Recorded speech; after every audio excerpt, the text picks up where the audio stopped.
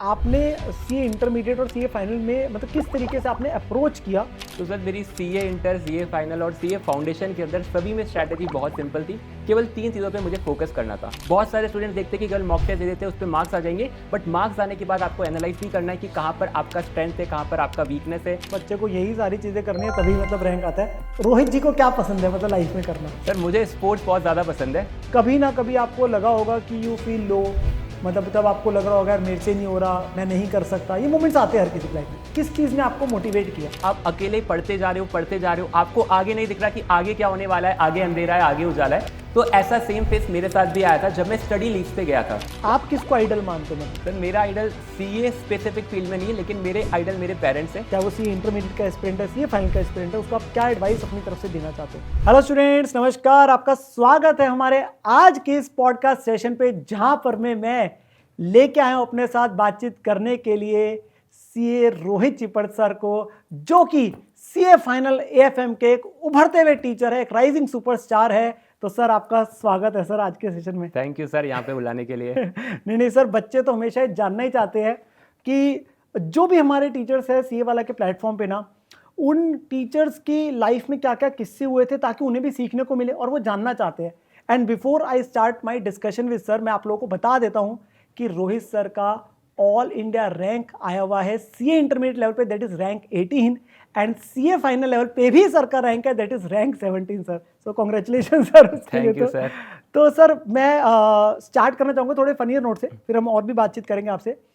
Articleship का phase होता है एंड एक बहुत ही एक ऐसा फेज होता है जिसे हम लाइफ टाइम तक याद रखते हैं, मतलब इन एवरी मैनर, मतलब बच्चा इंजॉय करता है, सब कुछ है। कोई उसमें ऐसा फेज जो आपको आज भी लगता हो कुछ सालों बाद जाके भी कि यार वो किस्सा है जो मुझे आज भी ना मतलब हंसी याद कराता है, मतलब कि वो एक चीज़ है? बहुत सारे किस्से सर आर्टिकलशिप के। तो मेरा सबसे पहला किस्सा मेरे पहले दिन ही हो गया था। अच्छा। तो मैंने अपनी आर्टिकलशिप बिग फोर से करी थी। बिग फोर के अंदर पीडब्ल्यूसी है। तो सबसे पहला दिन जो था मेरा बिग फोर के अंदर, तो सबसे पहला मेरा जो ऑडिट का क्लाइंट था वो था डीएचएल का, जो कि कुरियर सर्विस में इन्वॉल्व रहता है। तो सबसे पहले दिन जब मैं गया था वहाँ पर ऑडिट करने, तो जो भी मेरे सीनियर्स थे उन्होंने मेरे को बोला कि आपको मिनट्स बनाने हैं। तो मिनट्स, मुझे उस टाइम इतना आइडिया नहीं था कि मिनट्स होते क्या है। वो तो बाद में जब हमने क्लासेस ली और सीए फाइनल को पढ़ा तब तो समझ में आया कि मिनट्स होते क्या है। तो जो भी बोर्ड मीटिंग होती है, उन बोर्ड मीटिंग के हमें एक समरी टाइप बनानी होती है, इसको हम लोग मिनट्स बोलते हैं। तो मुझे सबसे पहला टास्क मिनट्स दिया गया। मुझसे एक्सपेक्टेड था कि इनको पता होगा कि मिनट्स क्या होते हैं। तो जब मुझे बोला गया कि आपको इसके मिनट्स बनाने, तो मैं सबसे पहले जो मीटिंग की समरी हमको दी गई थी उसमें चेक कर रहा हूँ कि कहाँ पर टाइमिंग लिखी हुई है। तो टाइमिंग वाइमिंग तो मुझे वहाँ पर कभी मिली नहीं। और बाद में जब मैंने उनसे पूछा कि सर यहाँ पर तो कोई टाइमिंग ही नहीं है, मिनट्स मुझे बनाने क्या है, तो वहाँ पर उन्होंने मुझे एक्सप्लेन करा कि सर यहाँ पर तो आपको समरी बनानी है कि क्या क्या मीटिंग में डिस्कस हुआ है, ताकि हमारे जो पार्टनर होते हैं वो पार्टनर उसको रिव्यू करेंगे कि मीटिंग में कुछ ऐसा सिग्निफिकेंट डिस्कस तो नहीं हुआ जो कि उन्हें अपनी ऑडिट रिपोर्ट में देना चाहिए। तो ये बहुत फनी मोमेंट था। उसके बाद जब मुझे मिनट्स बनाना था, तो मुझे उस टाइम पे एक्सेल इतना आता नहीं था, तो एक्सेल में हमें मिनट्स बनाने थे। तो जब मैं मिनट बनाना स्टार्ट करा था, टाइपिंग करना स्टार्ट करा था, तो जो एक्सेल में सेल होते, मुझे पता नहीं था इन सेल्स को क्या बोलते। तो मैंने अपने सीनियर से बोला कि सर इस डब्बे से मुझे नेक्स्ट डब्बे में जाना है, तो कैसे जाऊंगा। तो बहुत सारे इस तरह के मूवमेंट्स हुए थे पहले दिन ही, क्योंकि मुझे इतना आइडिया भी नहीं था, बहुत कुछ नया था वहाँ पर। सही बात है सर। इवन मतलब मेरे को भी आपसे जैसे आपने बताया, तो मेरे साथ भी ऐसे ना बहुत सारी चीज़ें हुई, बहुत बेसिक चीज़ें होती है जो हमें नहीं पता होती और हम वहीं पे जाके सीखते हैं जब प्रैक्टिकल वर्ल्ड में जाते हैं। There are be lot of instances, और जैसे आपने बताया तो मेरे को तो अपने भी खुद के किस्से ऐसे याद आने चाहिए। चलो सर, मैं अभी आता हूँ आप लोगों के साथ में। बहुत सारी हमारी ना इंटर की फाइनल की जो ऑडियंस है, बिकॉज ऑब्वियसली जर्नी जो होती है बहुत ज़्यादा टफ होती है। सिंस आपका रैंक आया हुआ ऑल इंडिया रैंक जो है, तो मैं ये जानना चाहूँगा कि आपने सीए इंटरमीडिएट और सीए फाइनल में मतलब किस तरीके से आपने अप्रोच किया, क्योंकि दोनों ग्रुप आपने दिए, तो उस समय आपका किस तरीके से आपका पैटर्न रहता था, क्या स्ट्रेटेजी रहती थी, मतलब थोड़ा सा ब्रीफ में बच्चों को बताना चाहें। तो सर मेरी सीए इंटर, सीए फाइनल और सीए फाउंडेशन के अंदर सभी में स्ट्रैटेजी बहुत सिंपल थी। केवल 3 चीज़ों पे मुझे फोकस करना था। पहला था मेरा स्टडी मटेरियल, कि जो भी मटेरियल मैं पढ़ रहा हूँ वहीं से एग्जाम में क्वेश्चन आने चाहिए। मुझे कभी भी ऐसा नहीं था कि मैं कुछ ऐसा मटेरियल पढ़ लूँ और जिसको पढ़ने से मुझे नॉलेज तो मिल जाए लेकिन एग्जाम के अंदर क्वेश्चन वहाँ से नहीं आए। तो मैंने सबसे पहले फोकस किया स्टडी मटेरियल पे, जिसके लिए मैंने बहुत सारे सीनियर से बात करी, बहुत सारे रैंकर्स के इंटरव्यू भी देखे। सभी रैंकर, सभी सीनियर्स ने यही सजेस्ट करा कि एग्जाम के अंदर जो क्वेश्चन पेपर आ रहा है वो आईसीए के स्टडी मटेरियल से आ रहा है। तो मेरा सबसे पहला फोकस था स्टडी मटेरियल के ऊपर। सेकंड चीज़ जो इंपॉर्टेंट रहती है मेरी सीए जर्नी में, सबकी सीए जर्नी में, वो होती है रिवीजन। क्योंकि हम लोग चीज़ें सारी पढ़ लेते, स्टडी मटेरियल से पढ़ लेते, सब बच्चे सेम ही कंसेप्ट नोट, सभी सेम ही क्वेश्चन बैंक रेफर करते, बट कुछ बच्चे पहली बार में क्लियर होते हैं, कुछ बच्चों के वहाँ पर अनसक्सेसफुल अटेम्प्ट आ जाता है। तो उस केस में रिवीजन पे मैंने बहुत अच्छा फोकस किया कि मैंने फोकस किया कि मैं कम टाइम के अंदर ज़्यादा से ज़्यादा चीज़ें रिवाइज कर सकूँ। जितनी बार मैं रिवाइज करूँ रिवीजन का ड्यूरेशन कम होता रहे। और थर्ड चीज़ थी मॉक टेस्ट, क्योंकि हमने पढ़ाई कर ली है, स्टडी मटेरियल रेफर कर लिया, रिवीजन कर लिया, बट हमने उसको कभी अप्लाई नहीं करा एग्जाम सिनारियो में। तो एग्जाम से पहले मॉक टेस्ट देना बहुत ज़्यादा इंपॉर्टेंट है। मैंने इंटर में भी, फाइनल में भी, सभी जगह मॉक टेस्ट दिया है, ताकि जब मैं एग्जाम देने जाऊँ तो मुझे कुछ नया नहीं लगे कि पेपर का पैटर्न कैसे आ गया, किस तरह से 3 घंटे में सब कुछ मैनेज होगा, मुझे रिकॉल हो रहा है या नहीं हो रहा है। तो ये सारी चीज़ें आपको मॉक टेस्ट देने से समझ में आती है।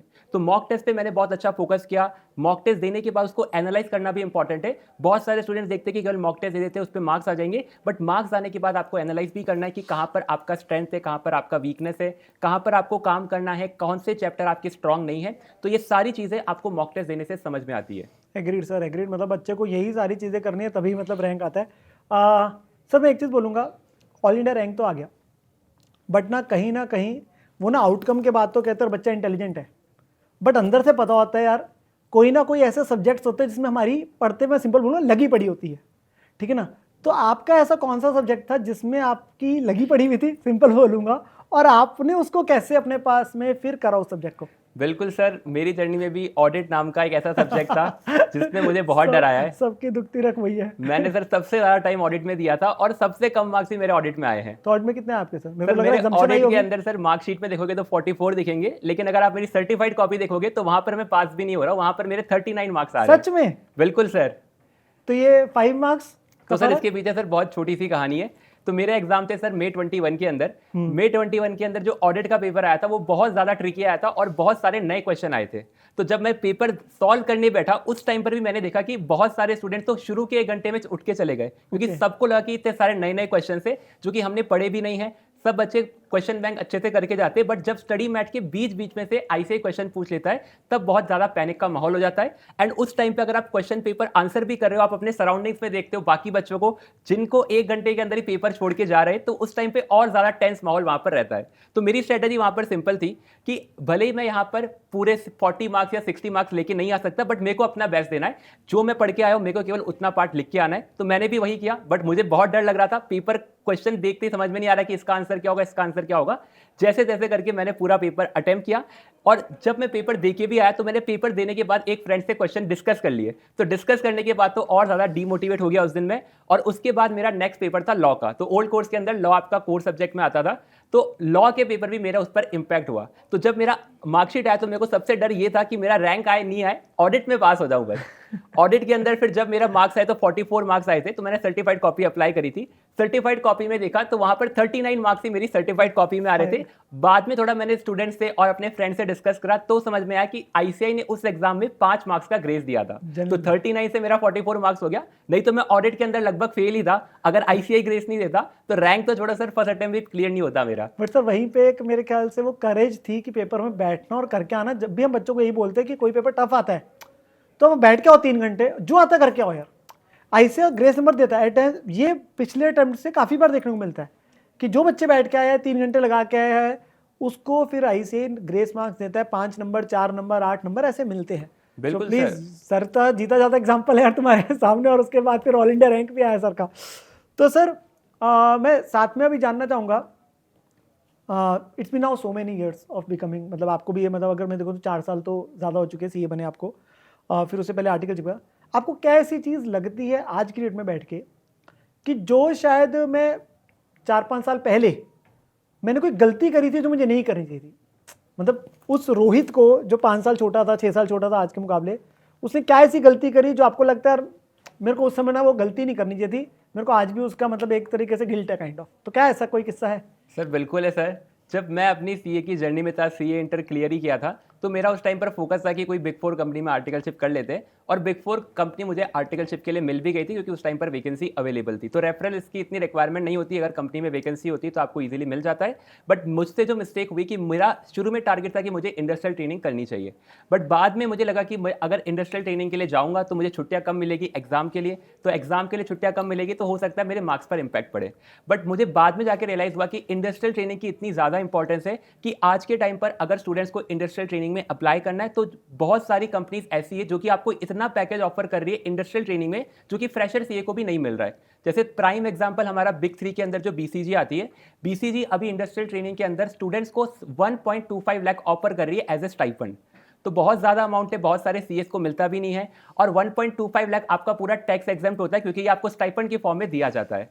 तो इस तरह से मुझे उस टाइम पे इतना आइडिया नहीं था कि इंडस्ट्रियल ट्रेनिंग में कितना एक्सपोजर रहेगा। मुझे इनिशियली इंडस्ट्रियल ट्रेनिंग करना था, लेकिन मैंने उस टाइम पे देखा कि थोड़ा स्टडीज पर फोकस कर लेते, इंडस्ट्रियल ट्रेनिंग रहने देते हैं, अपन तो सीए बनने के बाद कर लेंगे। तो वो मुझे थोड़ा रिग्रेट रहता है कि मुझे इंडस्ट्रियल ट्रेनिंग कर लेना चाहिए था, वहाँ पर थोड़ा अच्छा एक्सपोजर मिलता और उससे थोड़ी ज़्यादा अपॉर्चुनिटीज ओपन होती। If I come to the other part of Rohit, एक है कि रोहित पढ़ने वाला, पढ़ाकू और ये वो, उसके अलावा रोहित जी को क्या पसंद है मतलब लाइफ में करना? सर मुझे स्पोर्ट्स बहुत ज़्यादा पसंद है। अभी भी मैं सीए बनने के बाद भी और सीए की प्रिपरेशन में भी कभी कभी स्पोर्ट्स बहुत खेलता था। स्पोर्ट्स के अंदर फुटबॉल हो गया, क्रिकेट हो गया, वॉलीबॉल हो गया, तो इस तरह के स्पोर्ट्स मुझे बहुत ज़्यादा पसंद है। और वीडियो गेम्स भी मुझे बहुत ज़्यादा पसंद है, PS5 हो गया, फीफा हो गया, मॉर्टल कॉम्बैट हो गया। तो मुझे स्पोर्ट्स का और गेम्स का बहुत ज़्यादा शौक है। जब भी मुझे टाइम मिलता है तो फ्रेंड्स के साथ हम लोग ज़रूर कुछ ना कुछ स्पोर्ट्स खेलते ही रहते हैं। ओके, तो मतलब आपको ये स्पोर्ट्स और ये वो का इन चीज़ों का पूरा एलिमेंट रहता है फन। ओके सर, इसके अलावा अगर मैं पूछना चाहूँ, सीए जर्नी में ऐसा कभी नहीं होता, it's a long journey 4 to 5 years, कि हमेशा अच्छा ही चल रहा हो। कभी ना कभी आपको लगा होगा कि यू फील लो, मतलब तब आपको लग रहा होगा यार मेरे से नहीं हो रहा, मैं नहीं कर सकता। ये मोमेंट्स आते हैं हर किसी की लाइफ में। सो आपके टाइम पे वो कब ऐसा आपको लगा, अगर कोई ऐसा किस्सा याद है, किस चीज़ ने आपको मोटिवेट किया?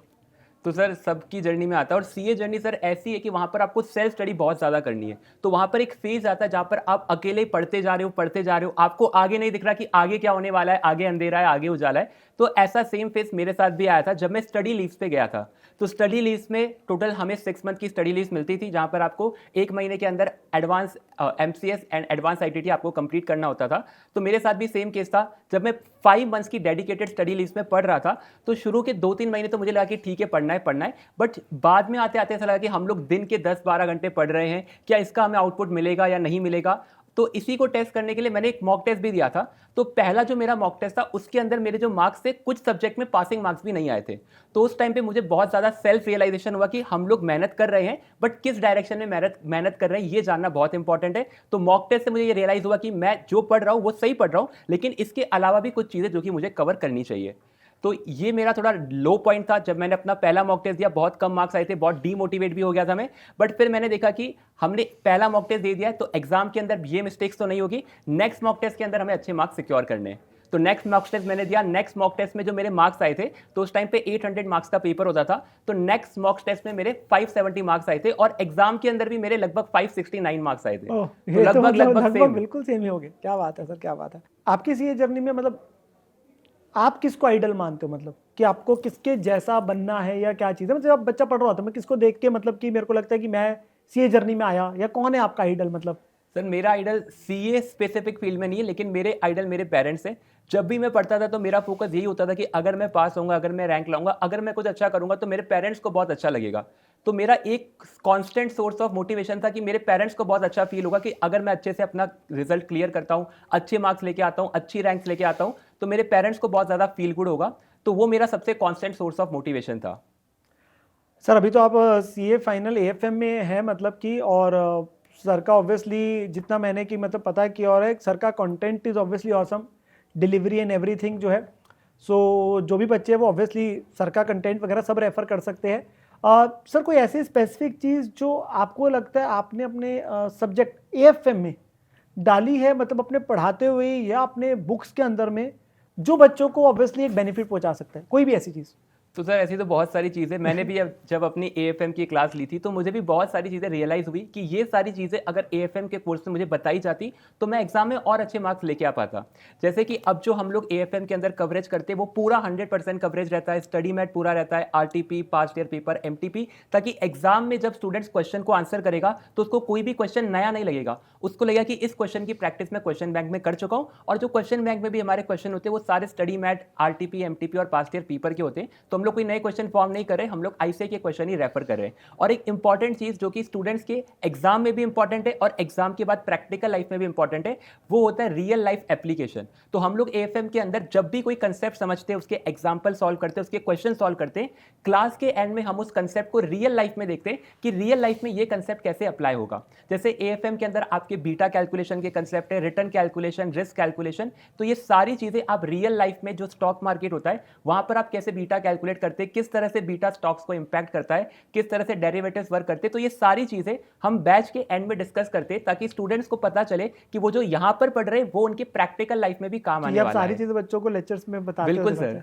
तो रेगुलर बैच के लेक्चर में आपको पूरा प्रैक्टिकल एप्लीकेशन सीखने को मिलता है। फिर तो मैं भी एक बार देखना चाहूंगा सर। मुझे पता चले। एंड मैं बच्चों को ये बताता हूँ कि सर आई थिंक आप जो पेपर नंबर 6 IBS उसके भी आप सेशंस वगैरह सब लेते हो, है ना?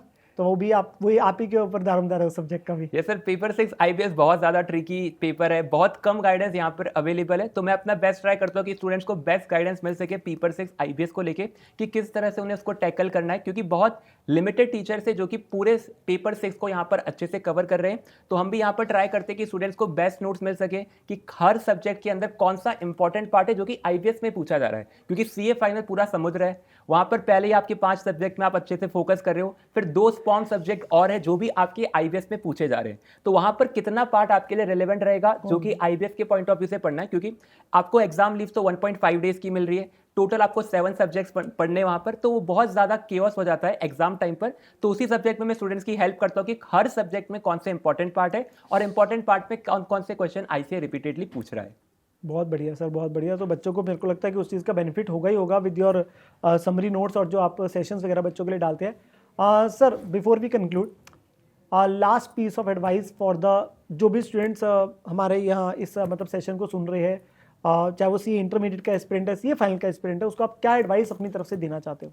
तो सर सब स्टूडेंट्स को एक सिंपल सी एडवाइस है, क्योंकि आपकी भी CA जर्नी में आपको हमेशा एक फेज देखने को मिलेगा जहां पर आप बहुत ज़्यादा अकेले फील करोगे, आपको लगेगा कि मैं दिन रात पढ़ रहा हूं, क्या इस पढ़ाई का मुझे रिजल्ट मिलने वाला है, जो भी मैं यहाँ पर पढ़ने वाला हूँ, जो भी मैं यहाँ पर अपना टाइम दे रहा हूँ, क्या इसका मुझे आउटपुट मिलने वाला है। तो ये सभी स्टूडेंट्स की फेस में, सभी स्टूडेंट्स की जर्नी में ये फेस देखने को मिलता है। अब इस फेस को आपको टैकल कैसे करना है ये समझना बहुत इंपॉर्टेंट है। तो आप जब भी इस फेस के अंदर आए कि आपको लग रहा है कि बहुत डीमोटिवेटिंग सा, बहुत डिप्रेसिंग सा फील हो रहा है, तो आपको सबसे पहले अपने जो भी फ्रेंड्स है, अपने सीनियर्स है, उन सभी के साथ ये बातें शेयर करनी चाहिए, ताकि आपको पता चलेगा कि जो आप फील कर रहे हैं ये बहुत कॉमन चीज़ है, सभी स्टूडेंट्स ये चीज़ें फील करते हैं। एंड अगर आपको टेस्ट करना है कि आपने जो चीज़ पढ़ी है क्या वो आपको सही में आ रही है या फिर आप चीज़ें भूल रहे हैं, तो उसके लिए बेस्ट तरीका होता है कि आप मॉक टेस्ट दीजिए। मॉक टेस्ट आप चैप्टर वाइज दे सकते हैं, फुल सिलेबस दे सकते हैं, आपको जिसमें कंफर्ट हो वो वाला मॉक टेस्ट आपको देना चाहिए। एंड कभी भी आपको ये नहीं सोचना है कि मुझे इसका एफर्ट्स का आउटपुट मिलेगा या नहीं मिलेगा। आप जो भी एफर्ट्स दे रहे हो उनका 110% आपको आउटपुट मिलने वाला है, रिजल्ट के अंदर भी दिखेगा। और रिजल्ट के बाद जब आपकी रियल लाइफ स्टार्ट होगी, जहां पर आप CA बन जाएंगे, CA बनने के बाद जब आप कंसेप्ट अप्लाई करेंगे, तब आपको समझ में आएगा कि ये सारी चीजें मैं पढ़ चुका था और ये जो आपने पढ़ा यही आपके रियल लाइफ में काम आएगा। बहुत ही बढ़िया सर, बहुत ही बढ़िया। सो हाँ जी बच्चा पार्टी, सो यहाँ पर हमारे साथ हमने रोहित सर के साथ में कुछ छोटी मोटी बस डिस्कशन करी और आप लोगों को बहुत ज़्यादा फ्रूटफुल रही होगी। अगर आप लोगों के कोई भी सवाल है जो आपको लगता है कि हाँ हम ये रोहित सर से जानना चाहते हैं, तो ज़रूर कमेंट सेक्शन के अंदर में आप पूछ सकते हैं और फिर हम अकॉर्डिंगली आप लोगों के लिए उनका आंसर करेंगे और सर को दोबारा पकड़ के लिए आएंगे यार, सर के साथ में और एक बार और फिर से चर्चा करेंगे। सो मिलते हैं आप लोगों से बेटा अगली वीडियो में, तब तक के लिए take care students, bye bye.